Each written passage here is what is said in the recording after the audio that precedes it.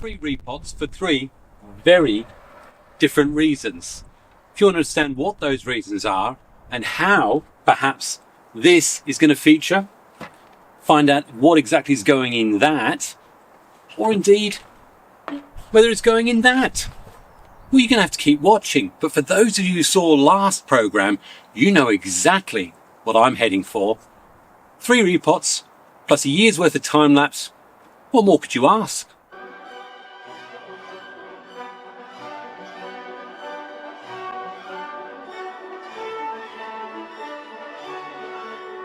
Hiya, it's Xavier. Welcome to my bonsai retreat. Do you know what? It's not raining and I've got some work to do. 3 repots, 3 very different reasons. One of them I did a year ago, so you get to see exactly how it looks now. But for those of you who watched my big year 2 nursery bed series, how to get fatter, thicker trunks, well, you know exactly what's coming next. This. So should we take it up to the blue screen and have a better look at it? Yeah, so here it is. It's the small leaf lime, or the Linden, which went into the nursery bed 2 years ago with the whole purpose of thickening up these branches here so that it's more in proportion with this trunk here. As you know, there's another 8 trees that are developing and more of those are going to come out in 2027. If you want to know what I'm talking about, have a look in the description. The video's there. It's year 2 of the thick trunk project and nursery beds and why they really are important if you've got the room. But I tell you what, we're not only just going to be looking at that. There's actually a repot I did in 2025 with a lovely Corkbark Chinese elm. We're going to go see that in a minute and how it's doing right now. Now, I've done loads of repot videos on this channel and I'll go through quickly what you always need to make sure you have available ready before you get your tree out, like I've done there. You need to have made up your soil. In this case, I use a 70% inorganic with a sort of 20-25% organic mix. Basically, it's a mixture of zeolite, pumice and leca. I also add in activated charcoal and some Oceana root boost. Absolutely fantastic, absolutely love it. Well, clearly, you need to have a pot. But you know what? Not just one pot. I've got one that's more a plastic one that's definitely going to be larger than I think I need. And the reason why I've got a larger one ready is just in case this blue one, which I think will look absolutely wonderful, is too small for the root structure I've got. So, you know, you always want to have at least 2 pot sizes available just in case. There is nothing worse than getting to the stage where you're ready to put it in a pot and you find out that the tree has to be crammed in, or in fact, it's swimming in it. Fingers crossed it's going to fit there because I've already got the primary, secondary structure that I want for this tree. And when I use the term primary, trunk, first branches that come off, that's a primary branch, probably that one's a primary, and maybe that's a primary. Then you might have some secondary structure. They will be the first branches coming off the primaries. If you've got those, you're ready to take it out of the growing bed, especially if it's all healed and all the proportions are just what you want. Now, I am assuming that most of us have done repots before, but you've also got to make sure you've got your other equipment. You need screens to block up those holes in your pots. This thing's going to need to be attached down so it doesn't move about, so I always use some fish air tubing. Also, you're going to need some wire, which you're actually going to put over the roots of the tree, or whichever way you're going to use to secure it. Have a few ideas on how you're going to secure it. And you know what? If all else fails, you can't beat a good few heavy rocks that have come from Orkney in Scotland. And really, after that, all I need to worry about is me bobcat root rake. Those of you who watched for a while know that I got this off Bobcat Bonsai and it is absolutely fantastic. Handmade, thanks very much. Because it's been in a growing bed and because it was put on a slate, I already know I've got a nice set of flat roots. I just probably need to get rid of this bigger one and have a look and see what fine feeders we've got. But I need to be quick because I don't want these ones all drying out on me. And whatever you do, you need to make sure you get rid of all your grass. There's only one thing we use grass for. We're not going there. So now it's just about very carefully taking off the mud that's there. And as I say, it's been in a growing bed for 2 years. Hopefully I'm going to have at least some roots there. And if you want to know what roots there were to begin with, look at those. These are the nice fine feeder roots we're talking about. Lovely, that sort of nice sort of dark brown, but I want to get rid of anything that's weed wise. And in fact, I think that is probably a bit too heavy-handed. And you want to take your time. You go to the trouble of putting it into a growing bed. What you don't want to do is destroy or ruin any small root structures that you've got growing. And you see the soil I used in the growing bed, basically bonsai soil. These are the ones that grew in the bed. There's another one there, but we've got fine feeder roots coming off it. So I'll be cutting there. While I'm doing all this and washing these out, why don't we go and have a look at number 2, the second reason for a repot, which is because the tree's ready. I need to get it out of the training pot and into a really nice ceramic, which I think you'll find is Dawn Isaac, my favourite. Well, this is the one I'm going to tease you with next. It's the Corkbark Elm that, as I say, lovely corked up bark now. Probably about 7-8 years old, and this is a cutting. Absolutely wonderful. This is an example of what you can produce without very much training. Truthfully, most of the work that I did on this was just done using clip and grow, but I love that. Just developing different padlocks. I may well cut some back, but I want to get it out of this big ugly plastic pot now and decide whether I put it in something like that or maybe something like that. It's wider, but you know I like to put sort of interesting feature rocks, or maybe a lighter blue. I tend to like the lighter blue for the maples, to be fair. So when you're looking at pots, and you know this is something that traditionally I'm pretty crap at. Is that French? I don't think so, crapé. But I struggle with colours, whether I'm going for the matching colour wheel or the contrasting colour wheel. But find a colour within the tree, whether it be the bark or the leaves, depending on which season it looks at. With the Chinese elm, it's green all year round. So I'm either going to go for a complementary green or a complementary brown, or what I think we've got here is somewhere in between. I'm just going to get out of this. If there's anything you can remark about the roots, I'll show you, but otherwise, next time you're going to see it, it'll be potted up. Now I've actually brought you back because I've discovered the reason why I had it in that deeper oval pot. And although we've definitely got some nice fibrous roots growing up around here, which is positive because it means I can do what I'm going to do next. We've also got this great big long one here, which has got all this stuff here growing off it. Now, unless I want to make a feature of that as a great big rambling root, which I don't, I need to remove it. Can I do it without risk? Well, my knowledge of Chinese elm and Corkbark elm is they're pretty resilient and react well to what's probably going to be the loss of definitely 50% of its root structure. So let's first of all take this part off, shorten off some of these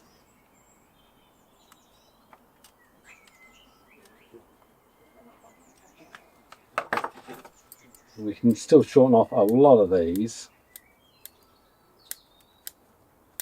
It's quite a nice healthy structure there, and to be fair I would normally be quite happy with that for a tree of this size. So it's probably alright. I think I'm just going to bite the bullet and do it. What I'll do though is I'll do a cut pointing downwards, so that means new roots can potentially grow from that side. Okay, they'll bury in. That's quite a big clunky one there. But because I've taken off so much root on this, I'm not going to sort out and clean up too much more of that. That's still a pretty good root structure on there, I think. There's definitely a lot more roots than I thought. And it goes to show, Chinese elm, Corkbark elm, they produce long, gangly, difficult to manage roots if you don't keep on top of them yearly. That hasn't been out of that pot probably, definitely 2 years, maybe even 3. So what do you think of my change in decision? I've actually gone for this, I don't know if she calls it bark scraped primitive. It's probably 2 different styles, Dawn, isn't it? Rough edged. And I found it sitting in the corner of my hundreds of unwashed pots. And suddenly thought, bang, that's the one that suits it. Rough primitive bark. That's what we're matching. And hopefully, especially as the greens come out more, this will really go from strength to strength and become a pretty credible bonsai in the bonsai retreat. But again, you tell me in the comments what you think. Again, lessons learned. It doesn't matter how much you think that you've been on top of the roots. This was only in that new pot. I'm sure it was 2 years. Amazing just how much root growth there was there that I either ignored, didn't know about, or has been allowed to develop unchecked. Got to stay on top of these things. And there it is now. I mean, I do love the pot, that lovely cork bark.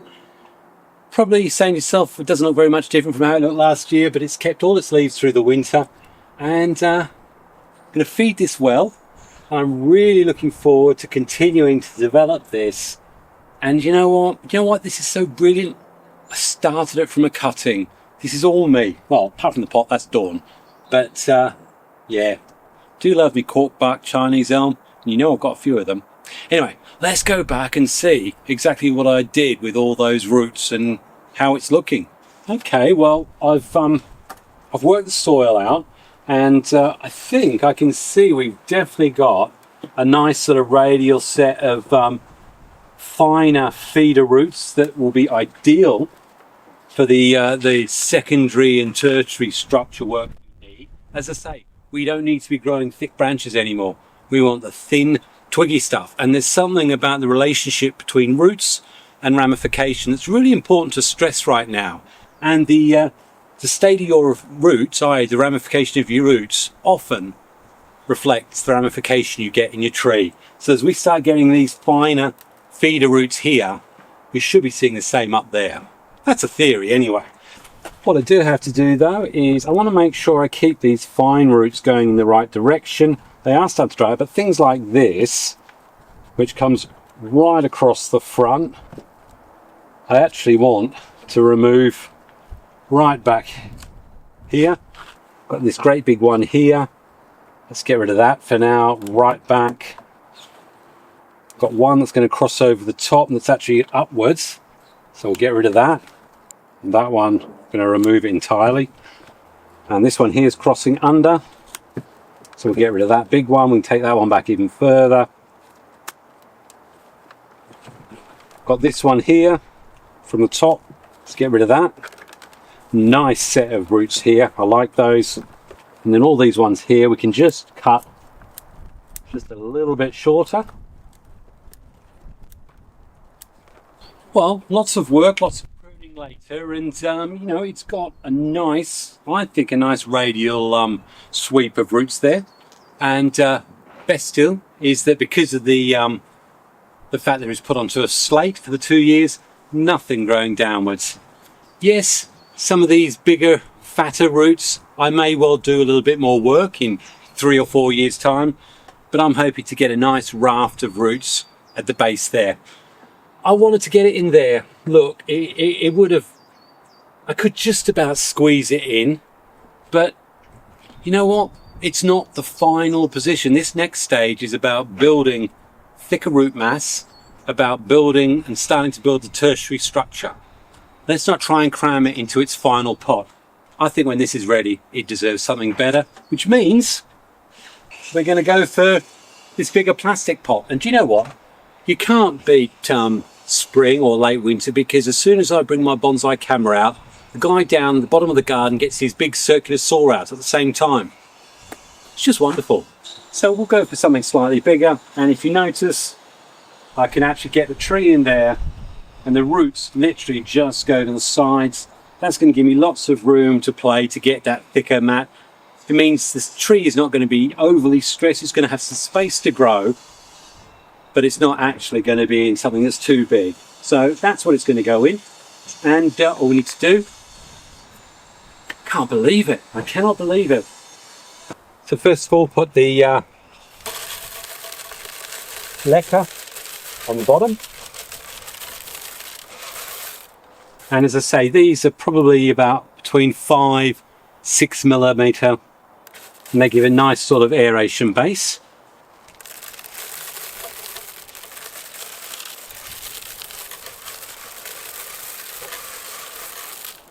Then we put our mix on top. It's a much smaller, finer, and this will give the chance for the roots to spread around and split and do all sorts of lovely things like that. And in the middle, we are going to pile it up. And I'm not worried about it being to one side, just get it straight on there. Got my wires to secure that in. There's a root just here, which I will remove probably next year, but it's got quite a bit of feeder roots on it. I want to keep it for now. Just need to cut a little bit of air hose, and this is just to protect, and really in this instance what that's doing is giving a wider base for the wire so that it doesn't cut through those fine feeder roots.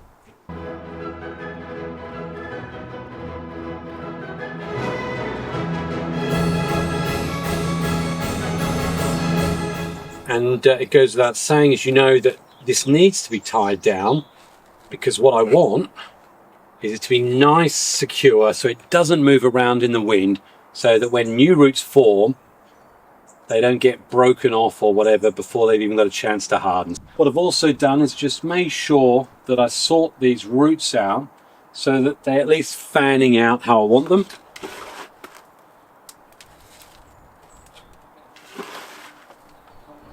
Now just slowly fill those in, and it is worth taking the time. Even if you use little rocks to weigh the roots down, anything that's twisting over the top, try and sort out now, because you will remove it in the end if you don't. And for those of you who are aware, I do a lot of my dig trees from Avalan Nursery. This was one that came from there in 2019, I believe. You definitely don't want to leave air pockets down there. So what you're doing, rather than, you're not actually poking, although it looks like it, you're trying to backfill in those air spaces. If you're a bit too ragged like that, all you're going to do is split those fine roots that you're trying to develop. Okay, well there it is in the pot, and very quickly you can realise that it's quite top heavy up here. This great big branch here, absolutely no good whatsoever. So let's get rid of it now. I'm going to give loads of room for dieback. Put some cut paste in there. There we go. There's a lovely bud much lower down there, and may surprise you that that's actually not going to be the front. So I'm just going to go around and continue to cut these back, and then we're going to talk about the real front and what needs to happen next, because it's the reason why in the end I pulled it out of the nursery bed, which you'll know. Okay, well I've cut it back actually quite a lot more than I thought I was going to. If you have a look around, I've put some cut paste on all the cut sites. We are starting to move towards spring. I do have to be aware of the chances of dieback. It's going to happen, but do you know what? With the linden, it backbuds so readily. If you're looking close, you can see there's loads and loads of places where the buds are. As usual, it's a good thing it's not the final pot, because I haven't got the front anywhere near right. But the main thing we have to look at next, and we will be doing it, is this. This whole area is dead in there, and I've got a funny feeling that goes right through the core. Believe it or not, it's starting to rain, so we're going inside. This gets good water.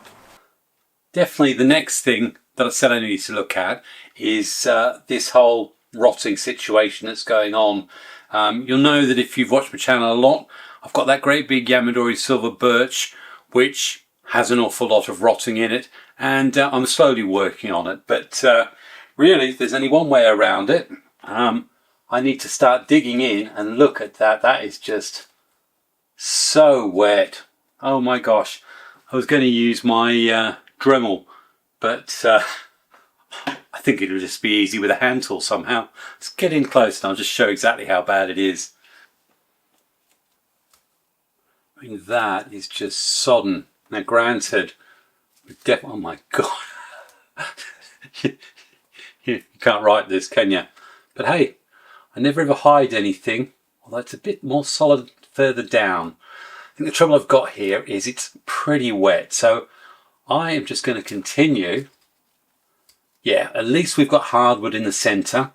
That's encouraging. That's quite hard there. If I can find some defined borders, then really what's going to happen is get all this soft, soggy stuff.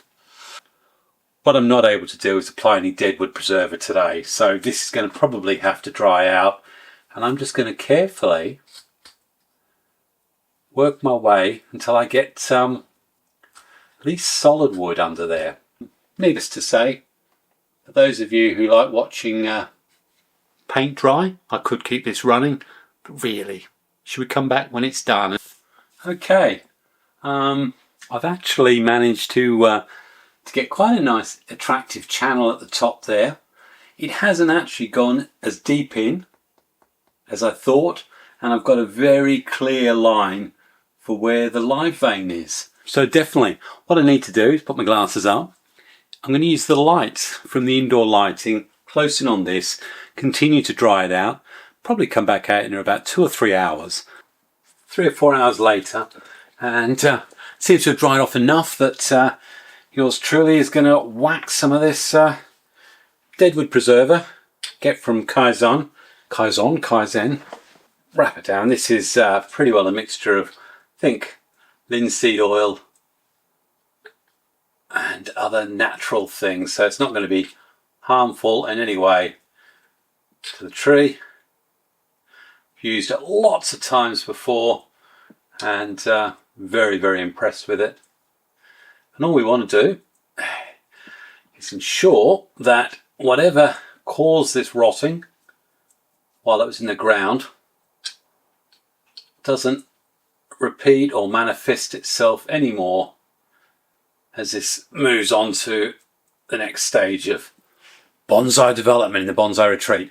And primarily, you know, you look at this and you see I've cut it down quite a lot, and to be fair, I'll probably end up removing another one of those, but I didn't want to take it out of the ground yet, not really, and I'll probably come back and give it another coat, probably another 3 coats actually. We want this to be really, really sealed in and preserved. Well, thankfully the sun came out and I got a chance to put another coat of the wood preserver on there, and this just needs to continue to dry out, and I'm very, very confident that it really didn't go in that deep. This is not as bad as I feared it would be. It definitely had to come out of the growing bed. The conditions there were not good for that. It would have only got worse, but overall I actually love what that feature's done to this. For those of you, well, I think I said myself, I think I got the potting angle wrong. Yeah, it's probably more like that. But hey, why don't we do this? How does that look for the future potting angle of that? We grow this up that way, potentially lose that top branch there, grow these ones out, and basically have it coming down like that. I think even the root looks better like that. I think that's the future of this. You let me know in the comments what you think, but you know what? This is what I love about bonsai. I looked at this sort of 3 days ago and I was a bit a little annoyed, thought I'd got things wrong. And then I come out here today and I think, do you know what? Let's tip it up. And I think that's going to be really good. Anyway, hopefully you've enjoyed seeing the renovation repot of this this small leaf lime, Linden. I have great hopes for it. And obviously you got to see the Corkbark Chinese Elm, which started life as a little cutting. That looks pretty decent too. And all's left for me to say is, if you want to see more about these lindens, what a cracking video that is. Apart from that, happy bonsai and God bless. Cheers.